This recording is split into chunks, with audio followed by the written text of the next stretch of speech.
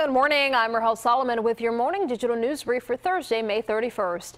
Evidence News has obtained video of a violent arrest in Wildwood that's gone viral. The body camera footage shows 3 officers approaching 20-year-old Emily Weinman.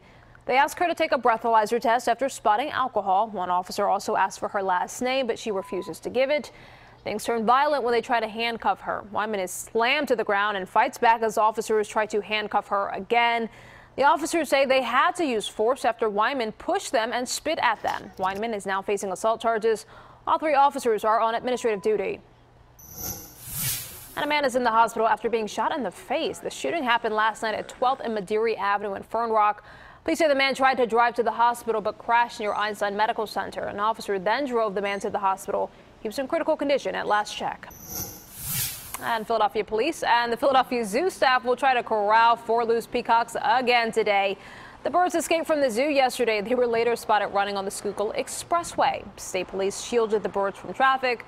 Eventually, 2 jumped over a barrier while the other 2 flew up to a tree. The peacocks do freely roam the zoo and have escaped before, but they have never wandered this far from the zoo. All right, let's check in now with meteorologist Katie Falinger.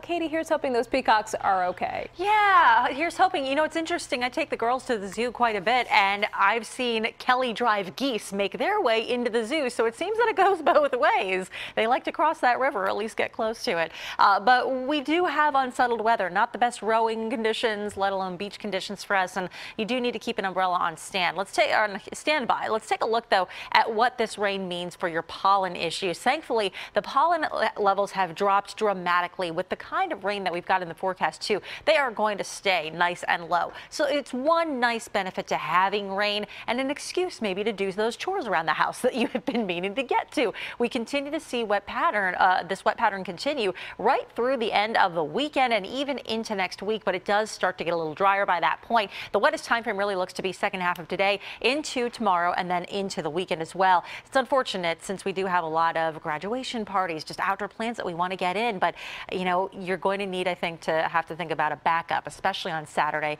looking awfully soggy here in the Delaware Valley. Rahel? Oh boy, good advice, Katie. Thank you. And remember, you can always get Katie's most up-to-date forecast and the latest stories right here on CBSPhilly.com.